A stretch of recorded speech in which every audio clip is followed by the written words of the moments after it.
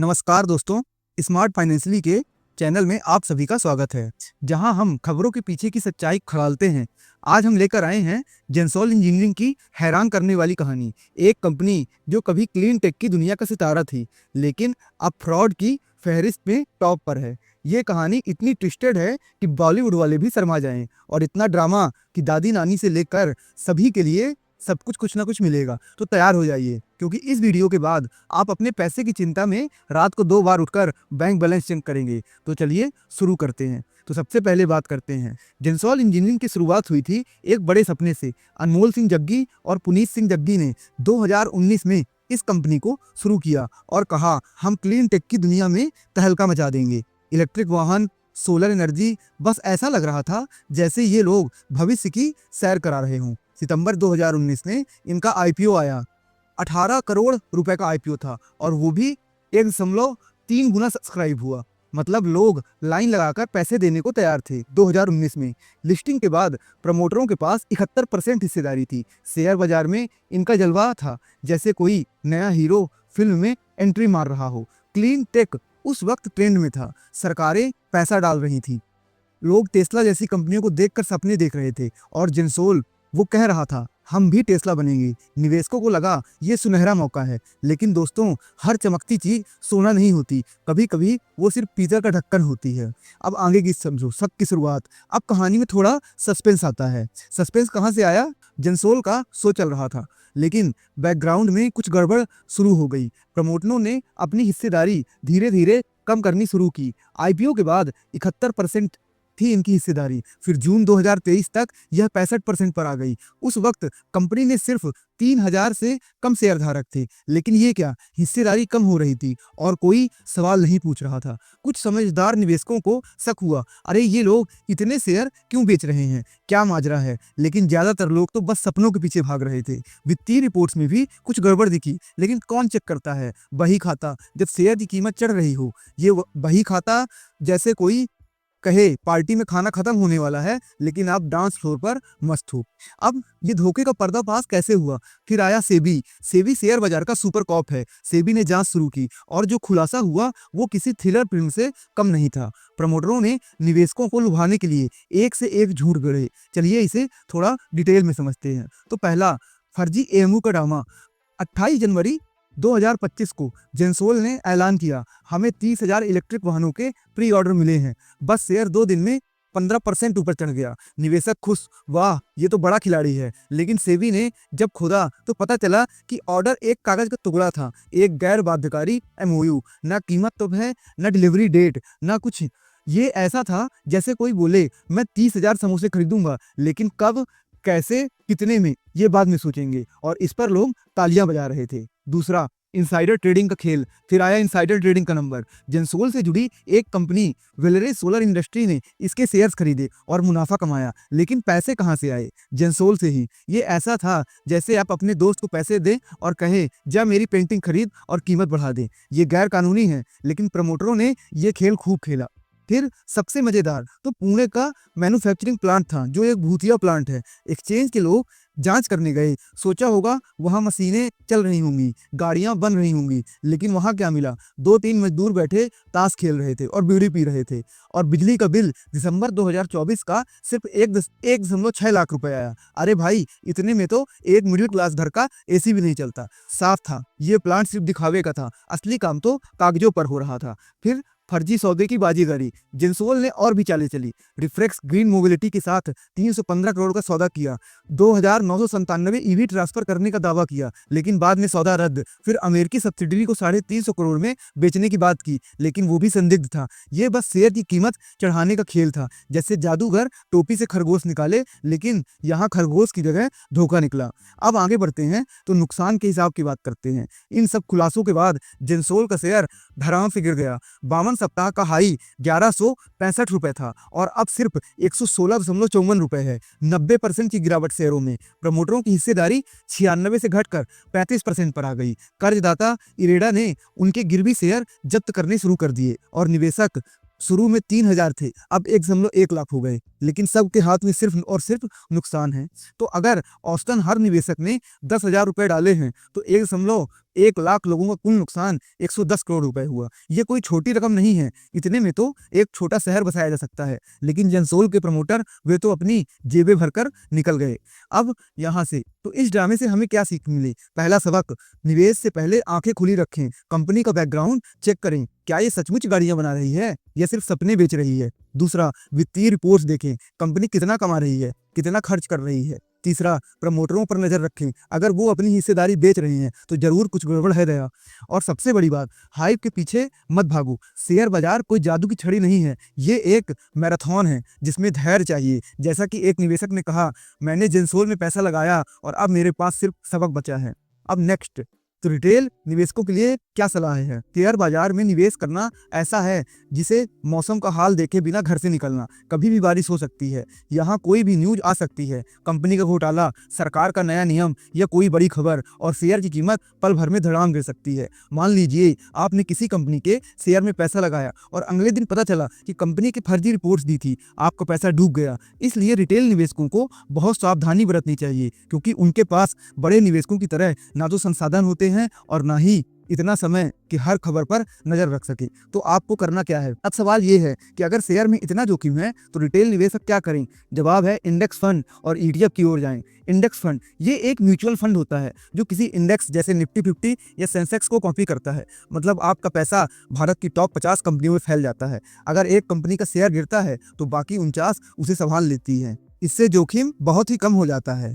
अब ईटीएफ समझ लेते हैं कि ईटीएफ क्या है। ईटीएफ यानी एक्सचेंज ट्रेडेड फंड। ये भी इंडेक्स फंड की तरह ही होता है, लेकिन इसे आप शेयर बाजार में शेयर की तरह खरीद बेच सकते हैं। इसका खर्च भी कम होता है और ये भी कई कंपनियों में पैसा लगाता है। इंडेक्स फंड जनरली और ईटीएफ में निवेश करने का सबसे बड़ा फायदा ये है कि आपका पैसा बिना ज्यादा रिस्क के सुरक्षित रहता है। एक कंपनी के डूबने से आपका पूरा निवेश नहीं डूबता, क्योंकि आपका पैसा कई कंपनियों में बटा होता है। और अगर आपको इंडेक्स फंड या ईटीएफ के बारे में डिटेल जानकारी चाहिए तो हमारे कई सारे वीडियो हमने बनाए हैं, आप उसमें जाइए और देखिए कि ये कितना सेफेस्ट रहता है। और आप बढ़िया आराम से बैठ के ट्रेडिंग भी कर सकते हैं और निवेश भी कर सकते हैं, और इसमें आपको कंपनी का पूरा फायदा मिलता है। प्लस इसमें एक चीज इंडेक्स फंड में ये भी होता है कि इसकी हर महीने बैलेंसिंग होती है।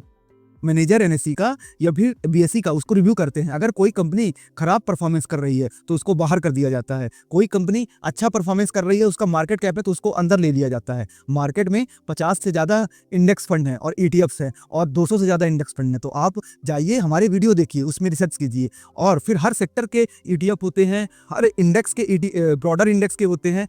अब उसमें क्या कैसी स्ट्रेटजी होती है, कैसे काम करना होता है, किन में निवेश करना होता है, किन में लॉन्ग टर्म के लिए निवेश करना होता है, किन में ट्रेडिंग करनी होती है और क्या किस तरह किया जाता है, तो आपको वो हमारे वीडियो देखिए। साथ ही अगर आपको मार्केट अपडेट्स चाहिए ताकि आप ट्रेडिंग और इन्वेस्टमेंट में अच्छा अपना प्रॉफिट निकाल सके, तो आप हमारे टेलीग्राम में जुड़ सकते हैं, जो कि बिल्कुल फ्री है। वो मार्केट अपडेट्स में कई सारी न्यूज दी जाती है जो हम यहाँ शेयर नहीं कर सकते हैं। उससे आप अपनी वेल्थ खुद बना सकते हैं और नॉलेज तो मिलती ही है साथ में, और हमारे वीडियो भी आपको साथ में मिल जाते हैं, कई ऐसे वीडियो जो वहाँ फ्रीली अवेलेबल हैं। तो हाँ दोस्तों, इंडेक्स फंड आपको समझ में आया होगा। और एक बात और रखिए, अमेरिका, जापान, जहाँ पे फाइनेंशियल लिटरेसी ज़्यादा है, ज़्यादा लोग निवेश करते हैं, वहाँ पे अधिकतर रिटेल इन्वेस्टर मार्केट में इसी में आते हैं, इंडेक्स फंड में। पहले आप इंडेक्स फंड में आइए, 2 से 3 साल अच्छा पैसा बनाइए, फिर आप जब धीरे धीरे नॉलेज, तब आप शेयर में आइए। शेयर कई सारे अभी आपको आगे उदाहरण मिलेंगे।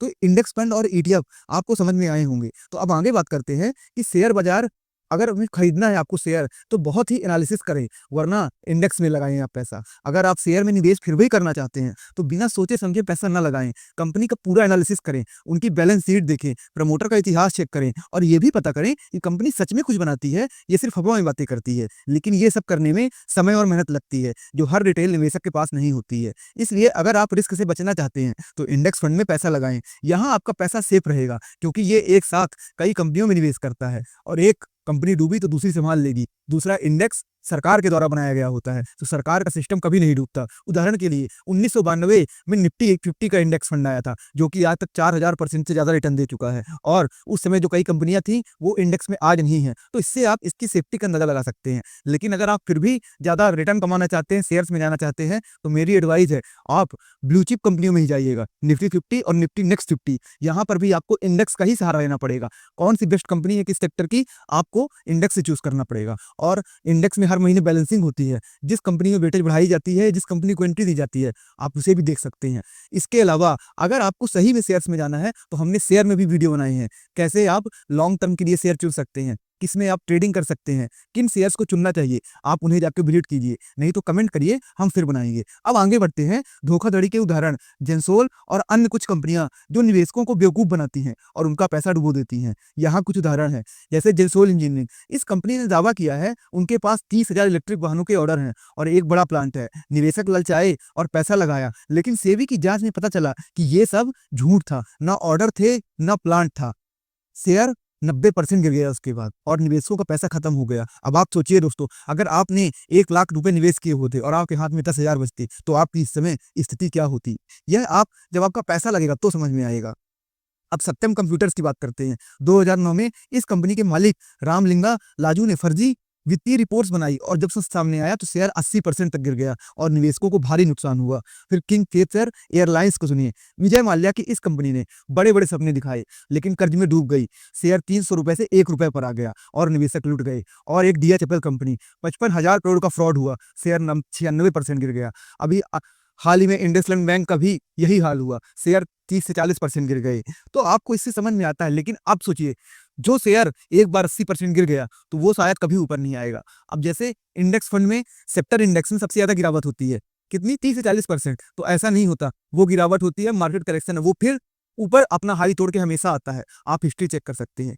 तो ये उदाहरण बताते हैं कि शेयर बाजार में धोखाधड़ी से बचने के लिए सावधानी बहुत ही ज्यादा जरूरी है। रिटेल निवेशकों के लिए सलाह है, शेयर खरीदना है तो पहले एनालिसिस करें, कंपनी की सच्चाई जानें, वरना नुकसान होगा। और हमारे फाइनेंशियल एजुकेशन के वीडियो विजिट करिए, उससे आपको बहुत फायदा होगा। फिर रिस्क से बचना है तो इंडेक्स फंड या ईटीएफ में पैसा लगाएं, यहाँ आपका पैसा सेफ रहेगा और नॉलेज लेके आप अच्छा से 50 से 60% का एनुअली रिटर्न जनरेट कर सकते हैं। ट्रेडिंग में भी लंबी अवधि सोचें, शेयर बाजार में 5 से 10 साल के लिए निवेश करें ताकि उतार चढ़ाव का असर कम हो और हाइक से बचें। दोस्तों, यह सोशल मीडिया की बातों में ना आए, अपना दिमाग लगाएं। निष्कर्ष क्या है दोस्तों? शेयर बाजार में पैसा लगाना जोखिम भरा हो सकता है, जैसे जेंसोल जैसी कंपनियों से पता चलता है। इसलिए या तो बहुत एनालिसिस करें या इंडेक्स फंड में, ईटीएफ में पैसा लगाएं, निवेश करें, जहां आपका पैसा बिना ज्यादा रिस्क के बढ़ सकता है। सावधानी बरतें क्योंकि आपकी मेहनत का पैसा कीमती है। तो दोस्तों, जेंसोल की कहानी हमें सिखाती है कि सपने देखना अच्छा है लेकिन आंखें बंद करके नहीं। अगली बार कोई कंपनी आपको चांद दिखाने का वादा करे तो जेंसोल को याद करें। और हाँ, अपने पैसे को शेयर बाजार में लगाने से बेहतर है एक पिज्जा ऑर्डर कर लें, कम से कम कुछ टेस्टी तो मिलेगा, या जिम की फीस दे दें, आपका शरीर ही बनेगा। अगर आपको ये वीडियो पसंद आया हो तो हमारे वीडियो से चैनल से जुड़ जाएं और इसे अपने हितैषी के साथ शेयर करें ताकि वो भी फ्रॉड से बच सके। और नीचे कमेंट में आप क्या सोचते हैं, क्या आपने कभी ऐसा फ्रॉड देखा है?